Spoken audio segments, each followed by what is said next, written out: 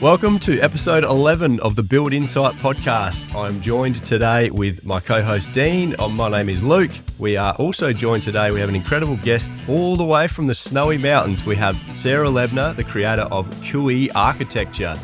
Sarah, thank you so much for taking some time out of your busy schedule, not just with Cooee, but your family, the farm. It's our pleasure.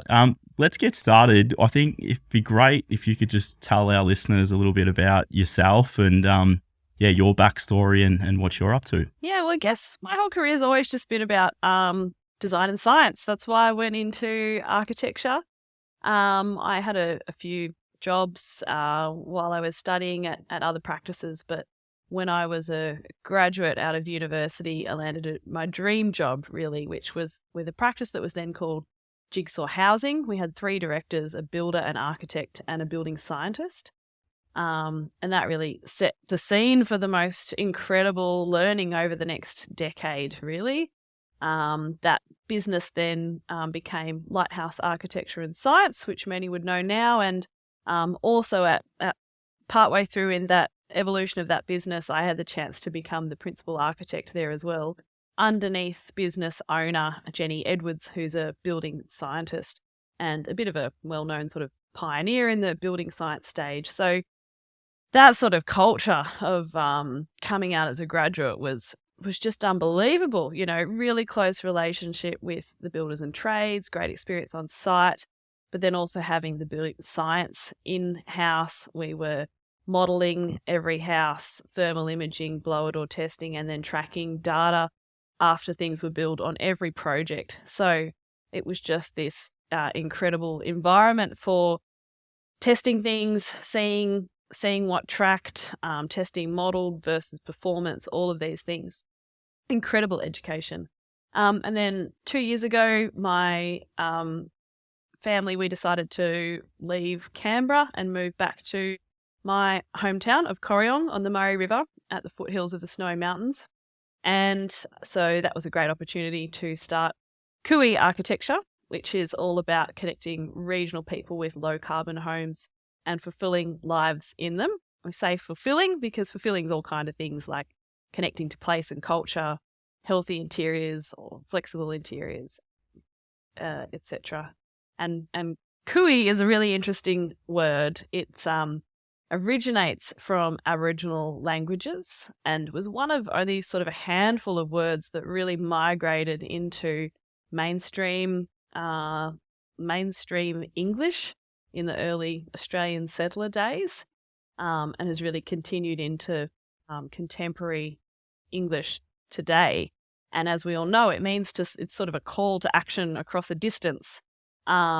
Which I really liked because calling regional Australians to action on low carbon housing, I guess. That's awesome. That's very interesting. I didn't realise where that actually originated from. I've always just known it sort of when you're out in the outback or going for a walk or whatever, you just yell out to someone that's a mile away from you, just go, "Cool." Yeah, it's a very special Australian word. Yeah, awesome. You kind of touched on a little bit of it there, Sarah, but like what's been your biggest drive? What's your inspiration that sort of set like Cooee Architecture on that fundamental journey? Yeah, I guess just combining my sort of roots and the core of who I am with this knowledge that I had. When I told some people in Canberra that I was going to set up a regional business, there was some naysayers. They'd say things like, "Oh, rural people don't care about sustainability." I'm thinking, yeah, right. And then similarly, moving back, there'd be some attitude back the other way. I think I had one client say to me, "Oh, we're practical people. We're not Canberra shiny bums." So there's this funny divide. We sort of love to hate the divide between city and rural, but at the end of the day, we're all pretty similar. And but being based out here and bringing that really relevant knowledge into regional areas is a real privilege, because there's a bit of it's really hard to access those services for regional people, and quite expensive to get them to access people that might be based in the city and travel out. And then extending beyond that, I have a big drive to slowly work on my business model to serve more than just the handful of people I get to work with one-to-one. So I'm working on things like the Cooee retrofit method, which will be a sort of resource that you can buy to share that knowledge further, and sort of some other things in the works too, to be able to share those resources and knowledge to a broader audience.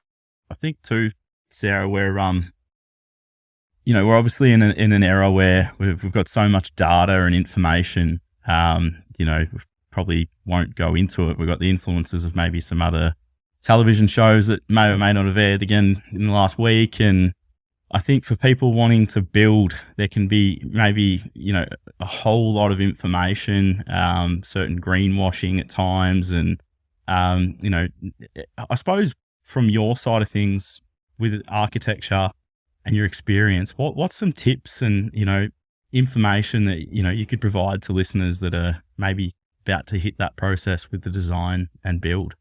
Yeah, look, I really feel for consumers that are trying to do the right thing these days, because there is so much out there and there's a lot of conflicting information out there. And even if you get into some of the forums that have a lot of great information in there, you can't cherry pick this bit of information and combine it with this bit of information, because our homes are systems that all have to work together. So I love this question, and I think I would actually advise people, rather than focusing on what data or systems they need to understand, to focus on pulling together the right team that know how to use those tools and that data. So otherwise you're just going to end up bogged down. It takes a very unique individual, I think, to be able to truly sort of navigate all of the building science and the data available by themselves. I think the best thing they can do is actually put a lot of effort into researching and working out their right designer, builder, consultant team that aligns with their values, can show them projects that align with those values, that are real and are there, and they can see the lived performance and the price tag. And then if you get along, that's really important as well. And then really entrust the process to them, I think. There are some tools that I'll sort of mention as we go through further, but I think the first thing, I see a lot of clients make the mistake of jumping into wanting to understand it all themselves, and they realize at some point that it's too much, it's actually really complex, and they probably need to bring someone on board. So let's say, redirect your energy into finding the right people that know how to drive the tools rather than understanding them yourself too much. You just touched on a cracking little part of that too, with like the early build your team collaboration is it's probably underestimated, the building the relationship side of things. It's a huge part of, undertaking a house or, a project of any sort. There's got to be a lot of trust and stuff. So rather than just kind of throwing a job at a designer, architect, consultant, and especially your builder who's handling the money, you've kind of got to build that solid relationship and feel comfortable with your team. Yeah. It's as you guys would know, every project goes through highs and lows. Almost every project has some kind of low point at some point, whether it's a financial setback or a planning setback or a regulation setback or a material setback.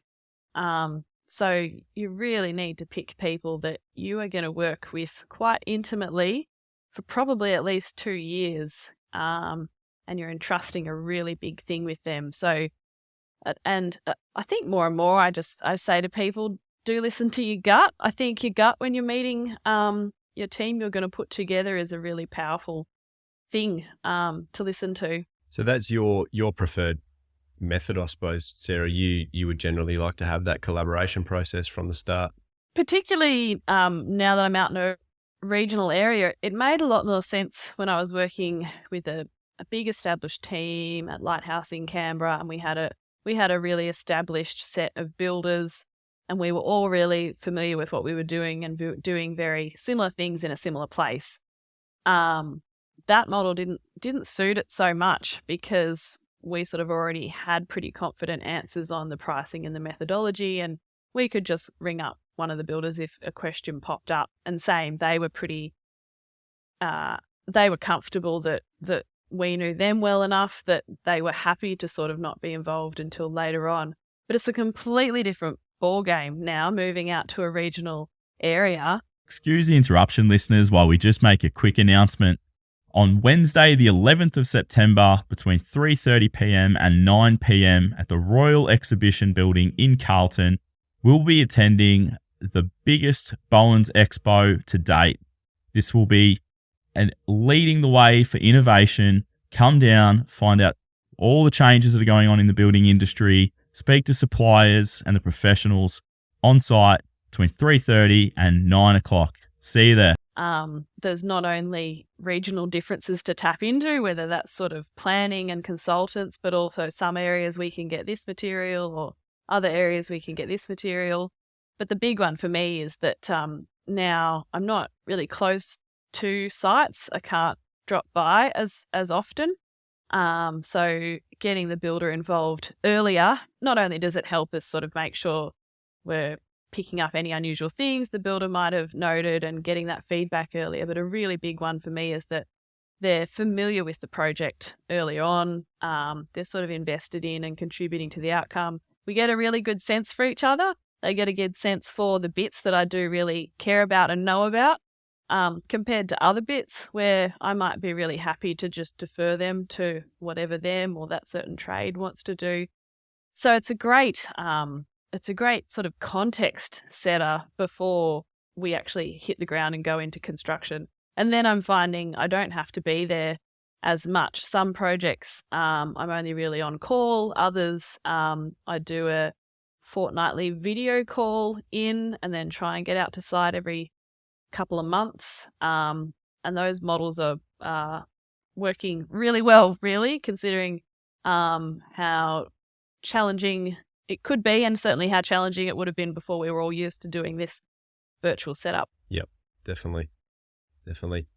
Sarah, I remember, I think it was one of the very first videos that I saw that you posted when I started following you on Instagram. It was about, the topic was, we build too big in Australia. We need to start building a lot smaller. I think the video you explained about how it was quite common back when you were growing up, that the whole family lived in like no bigger than 120 square meters. I know this is definitely one of your big passions, and I've seen very recently, I can't remember the name of it, but it was a floor plan that you've posted with a new little vision of yours. Are you happy to share a little bit of insight about that?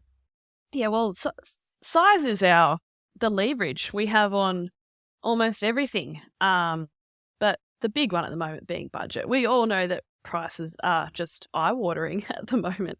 And obviously the smaller you go, you're saving money there.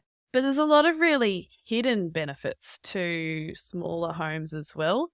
And I say smaller, but I feel like these days I'm not even talking about small homes. I'm just talking about sort of modest to sensible homes, rather than these sort of, we've defaulted to big being the answer to solving livability and flexibility and all those future-proofing and things. And we've sort of sold out on good design to get there. And it's a real pity. And yeah, as you would have seen in the videos, that if you're designing a space well, it will feel a lot bigger than it is. And then you've got that extra money to invest into having it built really well and having good materials. Some of those hidden things that people don't think about, people often go about cleaning a bigger house. That's an obvious one. But bigger homes get less light into them. Bigger spaces are further from their connection to the outdoors. Bigger homes, you end up with the shape of the house has to become either really long and skinny, or it becomes like an L shape, or it becomes two different volumes. And external walls and corners cost a lot more than the rest of the house. So it sort of drives up, even though there's usually an economy of scale on a bigger house, if you're starting to get into those plans that have a lot of external area, you're losing all your economy of scale, quite expensive. Right through to little things that are very hidden challenges, like getting all of the rainwater to the tank over a long distance, or the distance the hot water system is to the bathrooms. All of these things accumulate, and there's just so many reasons that it is simpler and easier, more enjoyable, more livable, more delightful, more affordable to keep your house smaller. Our first house that we're still in at the moment, it's actually only, I think it's 97 square meters. I mean, there's only the two of us and a couple of little dogs, but it's very comfortable. It's not a huge space to clean. It doesn't take long to condition. And I guess moving forward, my interest is actually long term.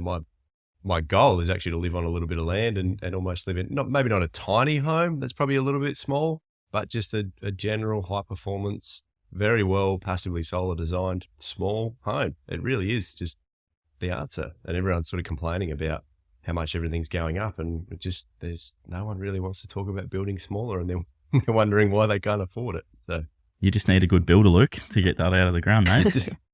There's data recently that the increases in minimum standards to energy efficiency are being outstripped by increasing house size. So exactly as you say, Luke, we got to look in the mirror a little bit and look at what we're whinging about and what we care about, and then align that to everything else we're doing.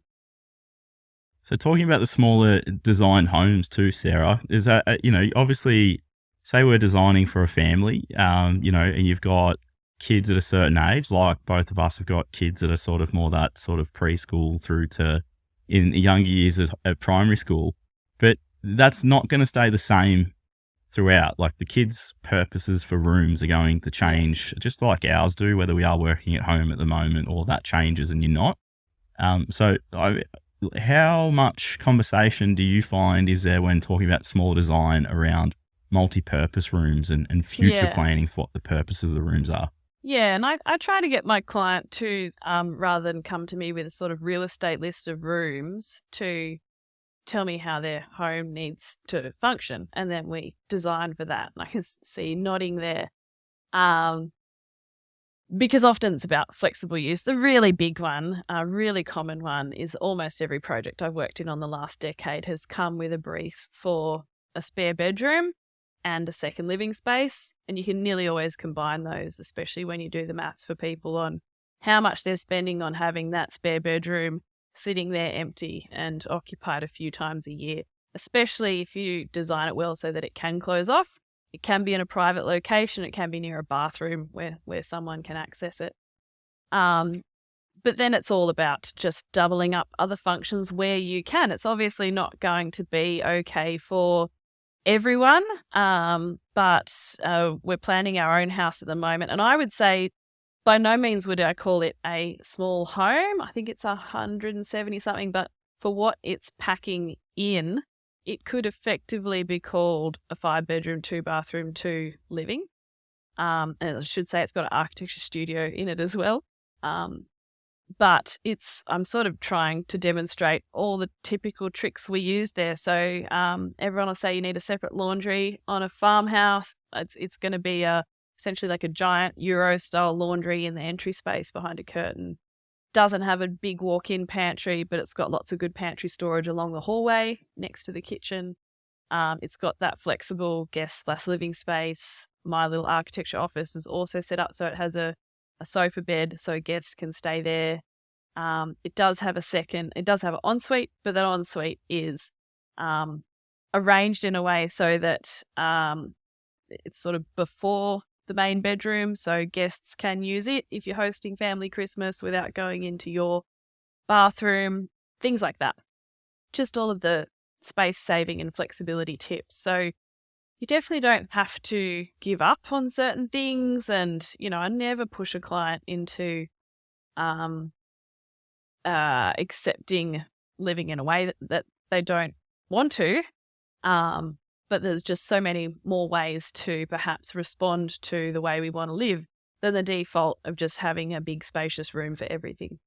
I think people are coming around a bit more with the cost of building too. They're understanding that these are just necessity options that they have to go through. Just backtracking a little bit there as well. I think everybody needs to let that sink in a little bit there. That was a huge list of rooms or spaces that you listed off there, Sarah, in 170 square meters.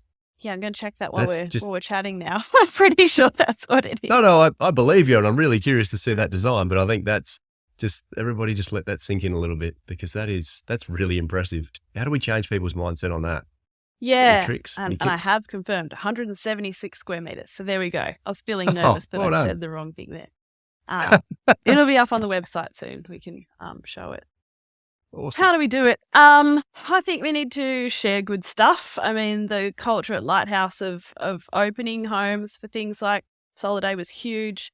Convincing people to do stuff was a lot easier when they could see other houses that had done it. And I'm finding that a little bit challenging now that I don't have projects that I can send people through. And there was a really nice culture there because a client before they'd started had often visited a few other clients' houses. Then when they finished, they were happy to have people through their house.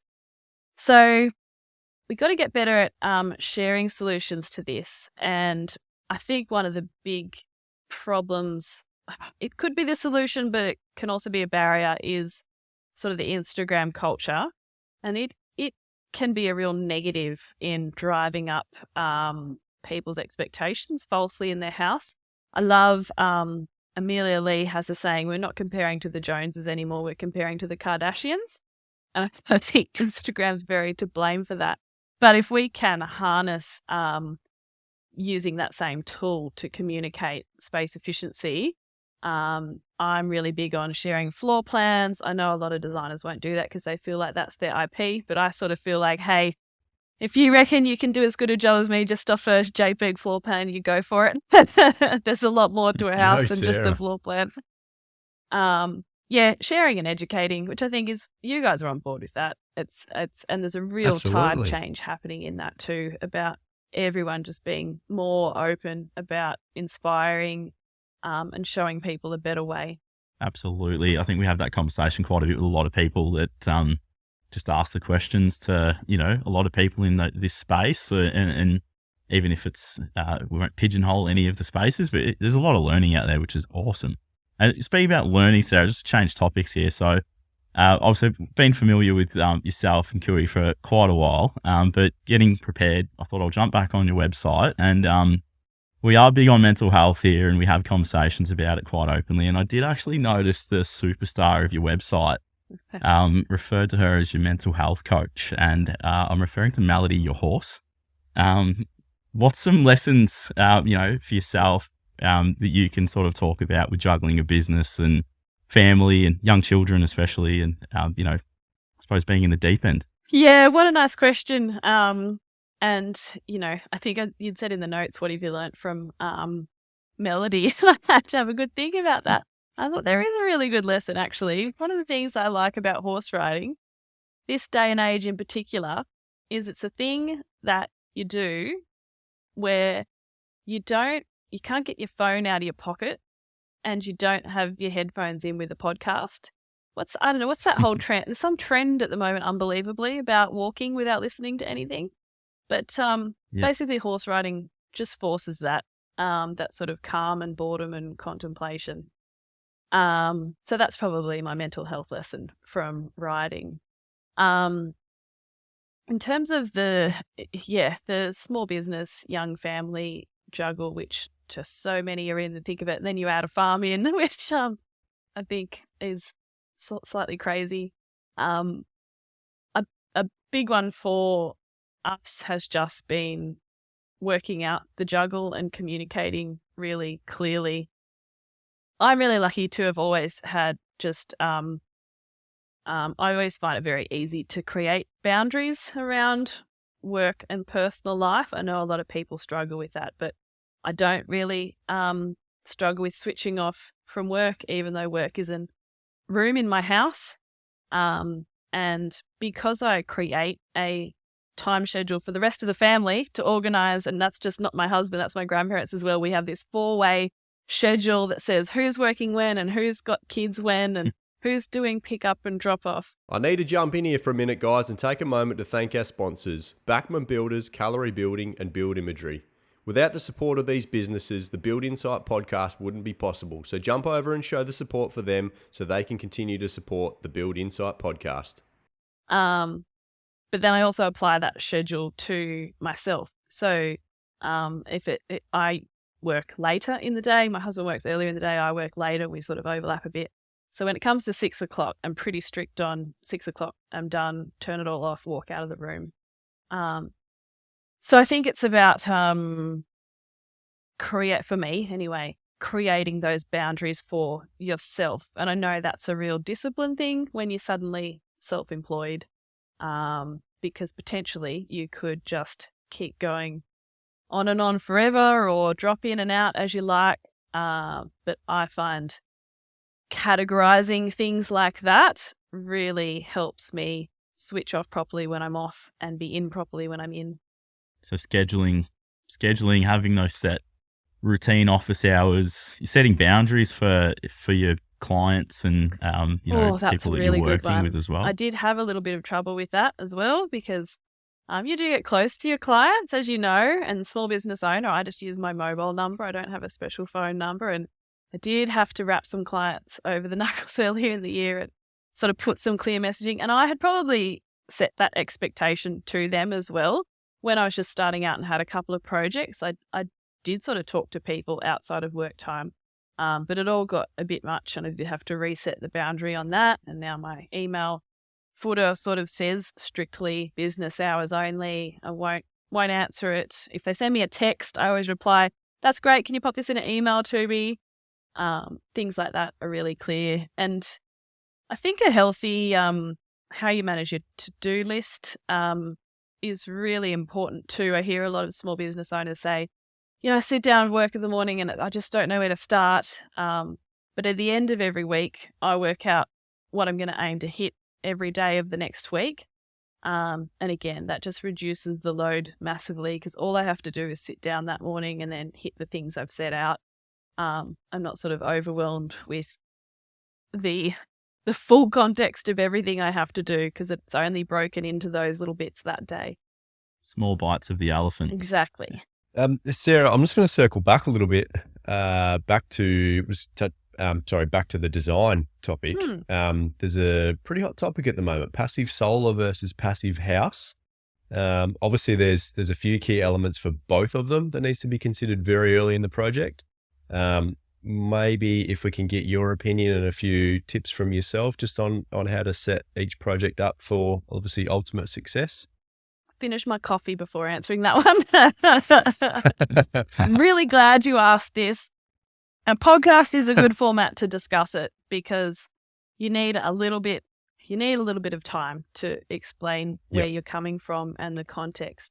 So for sort of homeowners that may not know, in a nutshell, solar passive is a design approach and passive house is a certified branded system run by the Australian Passive House Association. It's a little bit like a rating scheme.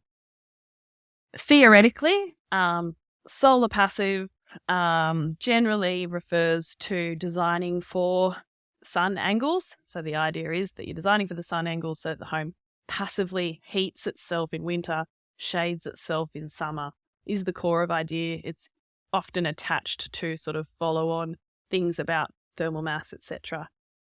Passive house sort of has some key components, but the big ones that you'll hear about are very high levels of air tightness, really thorough attention to not just insulation, but anything that might, it's called thermally break that insulation. And you have to achieve not just the air tightness, but sort of demonstrated power use as built if you're going to get your as built certification in a very quick nutshell. And the really key thing to understand here is that both use science that is real. Sometimes people, I think, forget that Passive House doesn't own building science. And I would say that the education I've had over the last 10 years is sort of a middle ground between the two. So solar passive traditionally paid no attention to air leakage, for example. Passive House in the early days got a lot of criticism in the Australian context for not paying attention to sun angles. You can and should be paying some attention to both in Australia. Now,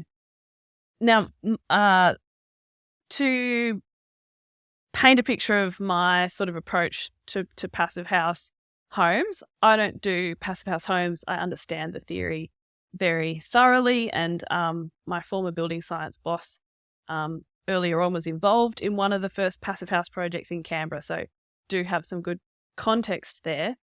I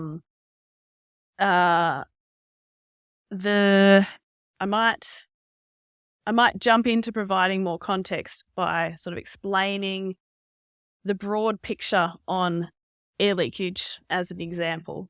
That's what I was going to say, though. I think passive house is absolutely correct. It is a fantastic system, and I will definitely say that. But the picture I'm going to paint here is why I think it's not the right approach for the majority of people.